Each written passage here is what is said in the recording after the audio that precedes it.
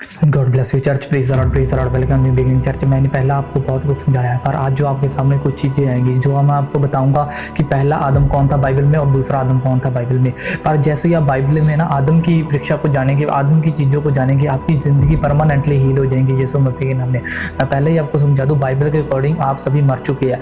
Bible के according आप सभी मर चुके हैं। मैं आपको पहले ये दावा कर दूँ, कई लोग हैं ना ये चीज़ को स्टडी को गलत बता रहे हैं। मेरे दोस्त की आपके इरादे तो ठीक हो सकते हैं, पर आपके गलत काम हमेशा ही गलत होंगे, क्योंकि इरादे अच्छे रखना ये अच्छी बात नहीं होती, काम भी अच्छे रखना ये अच्छी बात होती है। मेरे दोस्त की ये सिर्फ एक ही चीज़ का मुकाबला है, वो है कि प्रभु यीशु मसीह का। अगर आपने सुसमाचार के बीच बाइबल कहती माड़ी थोड़ी जी भी बेईमानी करने की कोशिश की, तो बाइबल कहती है कि प्रकाशित वाक्य में लिखा, परमेश्वर बोलता है कि मैं जीवन की पुस्तक उसको दूंगा। बाइबल कहती है जो उसने इस बातों में लिया है, जो भी बोला है, जो भी कुछ भी कहा होगा, तो बाइबल कहती है परमेश्वर बोलेगा तू दिखा कहाँ पर ये चीज़ लिखी है।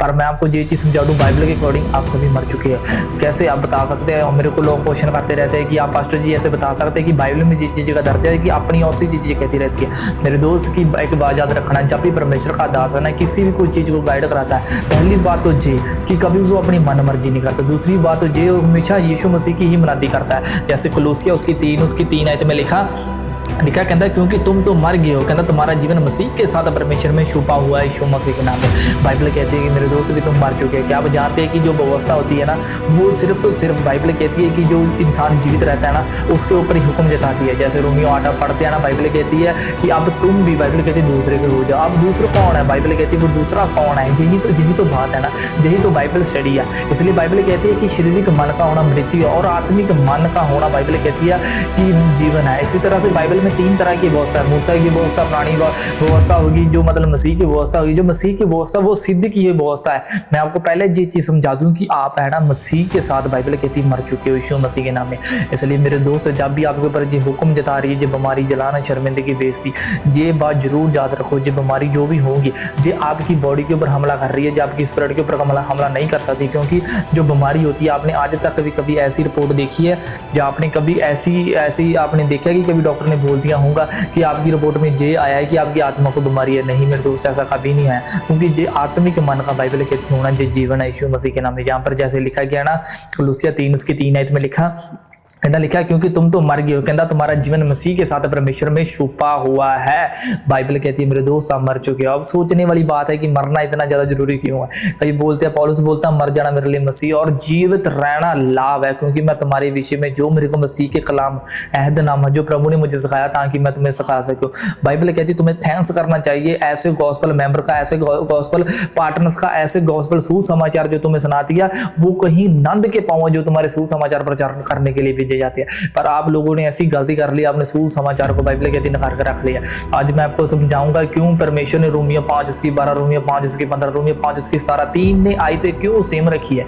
जब आप बाइबल को ना ध्यान से स्टडी करने की कोशिश करेंगे, आपको समझ लगेगा कि परमेश्वर कैसा ज्ञान दाता। परमेश्वर का कोई भी मालिक नहीं है, परमेश्वर खुद ही मंत्री है, उसको सिखाने वाला कोई नहीं है। परमेश्वर खुद ही लोगों को संभालता फिरता, वचन को मेरे दोस्त कोई नहीं संभाल कर सकता। इसलिए बाइबल भी जैसे कहती है, जैसे मैंने आपको समझा दिया, अगर आपका कोई दोस्त होगा, अगर इजराइल में वो रह रहे होगा, अगर उसका कोई मित्र ही होगा जो महायाजक की प्रजा के ऊपर होगा।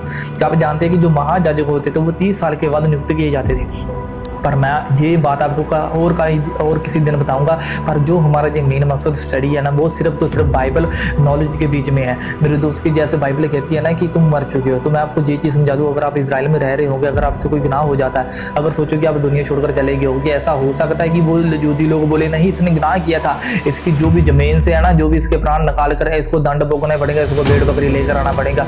मेरे दोस्त ऐसा नहीं कर सकते, ऐसा नहीं कर सकते। इसलिए बाइबल कहती तुम लेके आना, जब कुलूसिया 3 कहना तुम तो मर गए हो, कहना तुम्हारा जीवन मसीह के साथ छुपा हुआ है।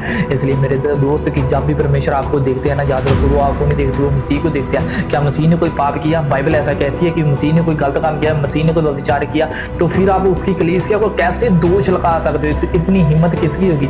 सिर्फ एक ही बंदे की हिम्मत है, वो है लूसीफर की। वो लूसीफर ही है जो इंसानों के ऊपर दोष लगाता है। प्रकाशित वाक्य की पुस्तक बोलती है दोष लगाने वाला पकड़ा गया।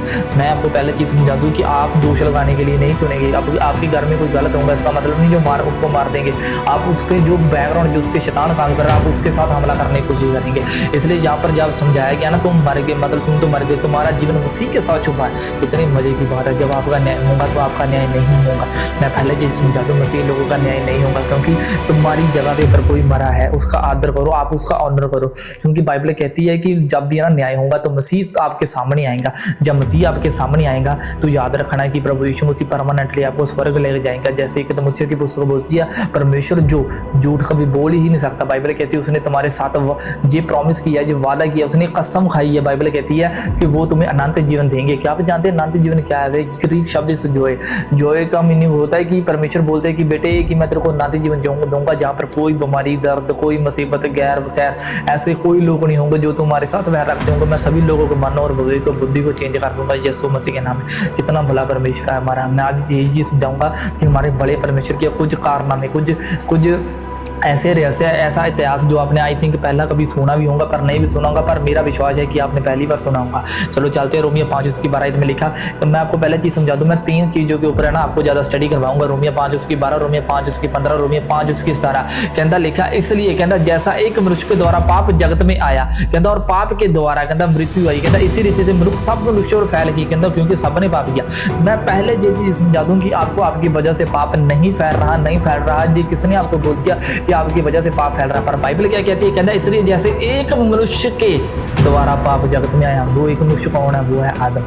वो आदम है, आदम के द्वारा पाप आया। आज सभी लोग मर रहे हैं। सोचो कितना बड़ा पहराव, कितना बड़ा फैक्ट पड़ा पूरी दुनिया के ऊपर। तामे महाराजा, शहंशाह, कोई भी जितना मर्जी बड़ा बादशाह क्यों ना होगा, जितना मर्जी बड़ा सिंगर क्यों ना होगा, जितना मर्जी बड़ा बुद्धिमान क्यों ना होगा, उसको सिर्फ एक ही वजह से मरना पड़ता है, वो है आदम की गलती की वजह से। बाइबल कहती है एक मनुष्य के द्वारा पाप जगत में आया। ये सोचो अगर एक मनुष्य द्वारा पाप जगत में आ सकता है तो एक मनुष्य के द्वारा अनुग्रह क्यों नहीं आ सकता?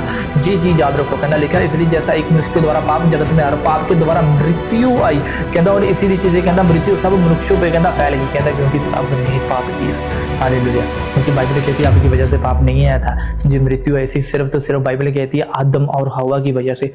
आप जानते हैं कि बाइबल में परमेश्वर ने सिर्फ 5 चीजों का कर्ज दिया था, श्राप दिया था। पहला था शैतान, दूसरा था आदम, तीसरा थी हवा, चौथा था मतलब सांप, जो छेवां था पांचवा था वो था जमीन। बाइबल कहती है 5 चीजों को मतलब श्राप दिया था, पर एक चीज को श्राप नहीं दिया गया था। वो पता कौन सी? वो था आसमान, आकाश।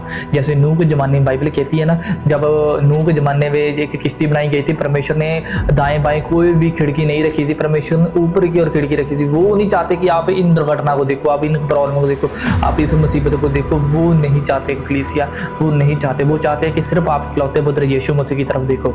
लिखा 15 में लिखा, जब पहला 12 पढ़ लिया ना, हम 15 में चलते हैं। पर जैसा अपराधी की दशा वैसे अनुग्रह की वरदान की नहीं। और मजे की बात है, बाइबल कहती है जैसे लोग अपराध करते हैं ना कि उनकी मतलब उनको दंड देने के लिए हर रेडी हो जाता, पर बाइबल कहती है जब किसी को अनुग्रह होता है ना, अनुग्रह का वरदान होता तो वो सेम सजा नहीं होती, क्योंकि उनकी तरफ सजा होता है, इनकी तरफ कोई सजा नहीं होती। इनकी तरफ सिर्फ ग्रेस, कृपा और अनुग्रह ही होता है। क्यों? क्योंकि एक रोम की पुस्तक में लिखा जहाँ पाप बहुत ज्यादा है, बाइबल कहती है पाप वहां पर और भी ज्यादा। ग्रीक शब्द मतलब इसका मतलब हाइपर्स हुआ। बाइबल कहती है अगर आपने छोटा जब गुनाह गलती क्यों ना की होंगे, अगर आप मसीह यीशु को कबूल करते हो, वो आदम को फॉलो करते हो, तो बाइबल कहती है जितना मर्जी बड़ा पाप क्यों ना होगा, इसका अंत होगा ही होगा। आप पाप के ऊपर राज्य करेंगे, पाप आपके ऊपर राज्य नहीं करेगा यीशु मसीह के नाम में।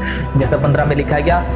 पर जैसे अपराध की दशा वैसे अनुग्रह के वरदान की नहीं, क्योंकि जब एक मनुष्य के द्वारा अपराध से बहुत लोग मरे, देखो एक मनुष्य के अपराध बहुत से लोग मरे, तो कहना जो परमेश्वर के अनुग्रह उसका जो दान एक मनुष्य था, यीशु मसीह के अनुग्रह से बहुत ऐसे लोग अवश्य दिखाई हुआ। मैं आपको समझा दूं कि जो पहला आदम है वो है पहला ही आदम, जो जिसको आदम भी बोलते हैं। जो दूसरा आदम है वो है यीशु मसीह। मेरे दोस्त है कि आप हमेशा यीशु मसीह को फॉलो करते रहो, आप यीशु मसीह के पीछे लगते रहो, क्योंकि बाइबल कहती है यीशु के जरिए अनुग्रह है, कोई पाप नहीं है। बाइबल कहती है जिसने कोई पाप ही नहीं किया वो आपकी वजह से पाप बन गया, ताकि उसकी धार्मिकता आपके ऊपर सिद्ध हो जाए यीशु मसीह के नाम में।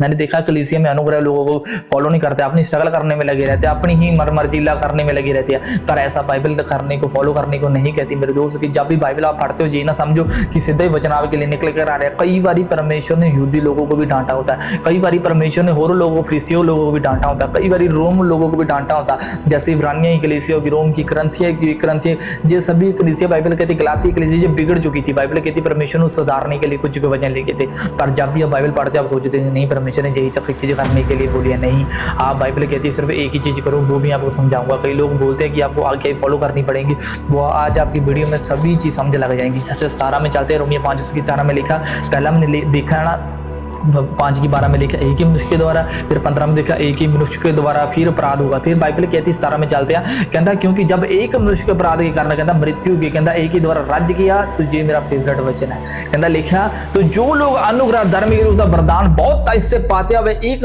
मनुष्य अर्थात यीशु मसीह के द्वारा अवश्य अनंत जीवन में राज्य करेंगे यीशु मसीह के नाम में। हालेलुया।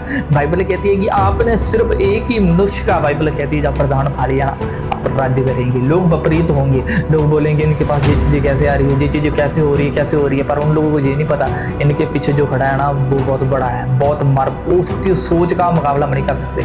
आप सोचने में लग जाओगे कि ये लोग कैसे सोच रहे हैं। ये अनुग्रह वाले लोगों की बात हो रही है। जब अनुग्रह किसी के ऊपर होता है ना तो वो लोग सोचते रह जाते, जो दूसरी आज्ञा मानते, जो दूसरे परमेश्वर को फॉलो नहीं करते, सिर्फ मूसा को ही बुलाते रहते हैं, सिर्फ व्यवस्था की बुलाते रहते हैं। ना व्यवस्था का विरोध नहीं करता है, क्योंकि बाइबल कहती है व्यवस्था पूरी हो चुकी है, आपने सिर्फ अनुग्रह का ही प्रचार करना है। क्योंकि मैंने ऐसी सिस्टर ऐसे ब्रदर्स देखे हैं जो पता क्या कहते हैं, नहीं आप जो प्रचार करते हैं, जो अनुग्रह का प्रचार करते हैं, जो आत्मिक विचार होता है, तो परमेश्वर सोचो कितना उनको दंड देंगे। मतलब बाइबल कहती है जो परमेश्वर के पुत्र को विश्वास करूंगा उनको प्रदंड किया गया नहीं, पर जो विश्वास नहीं करेगा उनके ऊपर दंड किया गया। सोचो यीशु मसीह को आमो सामने ही नकार देना, यीशु मसीह को छोड़ देना। जब यीशु मसीह को आपकी फिक्र होनी, मतलब उनको जरूरत होनी, जब उनको आपके टाइट या साहित्य की जरूरत होगी, आपने उन लोगों को छोड़ देना जिसके जरिए से अनुग्रह बहा था। पर ये गलती कभी ना करना। मैं आपको पहले चीज़ समझा दूँ, कई लोग बोलते हैं कि आपको अनुग्रह जब आप पा लेते हैं आपको आज्ञा माननी चाहिए। मैं आपको वो भी समझा दूँ वो कौन सी आज्ञा जो यीशु ने बोली थी। चलते हैं यूहन्ना 15 उसकी 10 आयत में लिखा, इसमें लिखा गया यूहन्ना 15 उसकी 10 आयत में लिखा है, कहता यदि तुम मेरी आज्ञा को मानोगे तो मेरे प्रेम में बने रहोगे, जैसा कि मैंने अपने पिता से आज्ञा को माना है, कहता उससे प्रेम में बना रहता हूँ। अब मैं मजे की बात बताता हूँ कि प्रभु यीशु मसीह की आज्ञा कौन है। क्योंकि एक यूहन्ना जो यीशु मसीह का प्रिय चेला था, ये जो आयत लिख रहे हैं ना, जो यीशु मसीह का चेला जो डिसाइपल है वो उसका नाम था यूहन्ना था। ये वही यूहन्ना था जो यीशु मसीह की छाती की और टेकने लाके बैठा रहता था। बाइबल कहती है, ये बाइबल कहती है वो ही उनका वचन, जैसे यीशु ने बोला ना कि यदि तुम मेरी आज्ञा को मानोगे तो मेरे प्रेम में बने रहेंगे। ये यीशु मसीह की आज्ञा कौन सी आज्ञा कलीसिया, यही तो मैं आपको समझाऊंगा। जैसे एक यूहन्ना 3 उसकी 22 में लिखा, कहता जो कुछ हम मांगते हैं वह उससे मिलता है, कहता क्योंकि उसकी आज्ञा को मानते हैं, जो उसे बात है वही करते हैं। अब हम मजे की बात पता क्या है कलीसिया, कि जैसे ही आप 23 में पढ़ते हैं उसमें लिखा उसकी आज्ञा ये है कि हम उसके पुत्र यीशु मसीह के नाम पर विश्वास करें और जैसा उसने हमें आज्ञा दी है उसके अनुसार हम आपस में प्रेम रखें यीशु मसीह। आप जानते होंगे कलीसिया की आज्ञा कौन सी है। ये आज्ञा सिर्फ तो सिर्फ यीशु मसीह के ऊपर विश्वास करना है और कोई आज्ञा नहीं है बाइबल के बीच में। आप जैसे पौलुस बोलता मैंने तो ठान लिया कि मैंने प्रभु यीशु मसीह को जोड़ा और किसी चीज़ का प्रचार नहीं करूँगा, आपने और चीज़ों का प्रचार नहीं करना जैसे दूसरी कलीसिया करती है। जैसे बाइबल कहती है जो दूसरी पुरानी व्यवस्था में ढूंढने में लगे रहते वो बोलते हैं कि नहीं आप अगर लोगों को पाप के गुनाह के बारे में जागरूक नहीं करेंगे उन लोगों को मतलब गुनाह का बहुत ज़्यादा असर हो जाएगा। नहीं मेरे दोस्त, विश्वास के द्वारा बाइबल कहती है लोग धर्मी ठहरते हैं। फिर तो काम 13 उसकी 38 में लिखा गया, इसलिए हे भाइयों तुम जान लो किसी के द्वारा पापों की क्षमा कहता समाचार तुम्हें दिया जाता है। कहता जिन बातों के कहता तुम मूसा की व्यवस्था के द्वारा निर्दोष नहीं ठहर सकते, कहता उसी सब में हर एक विश्वास करने वाला उसके द्वारा निर्दोष ठहरता है यीशु मसीह के नाम में। जो निर्दोष शब्द वही शब्द है जहां पर यीशु मसीह बोलता है कि बेटे तूने कोई गुनाह गलती नहीं की, मेरा विश्वास है। जो मैंने आपको आज चीज़ समझाई है, अपने पहले आदमी नहीं, अपने यीशु मसीह के दूसरे आदमों को फॉलो करना है। आपने कभी भी ऐसी चीज़ मन कड़त कहानियों के पीछे नहीं भागना, क्योंकि बाइबल कहती है कि जो सबसे ज़्यादा दंड के जो वही ठहरेंगे जो प्रचारक होंगे। इसलिए प्रचारकों को चाहिए यीशु मसीह की मनादी का प्रचार करो, उसकी ज़िंदगी और उसके जिस्म का ही प्रचार करें। क्योंकि जब यीशु का ज़िंदगी किसी की ज़िंदगी में आती है उसकी टोटली फिल्म चेंज हो जाती है यीशु मसीह के नाम में। God bless you church. मिलते हैं अगले सरमने में। आप इस चीज़ को याद रखो और हमारे यूट्यूब चैनल और लाइक कमेंट शेयर जरूर करते रहो ताकि आपको हर एक नवी जो भी बाइबल स्टडियाँ मिलती रहे। और हमारी चर्च के साथ जुड़ने के लिए आपको जो डिस्क्रिप्शन के ऊपर जो भी मैसेज दिखाया जा रहा है आप जरूर जुड़े। God bless you, please the Lord James.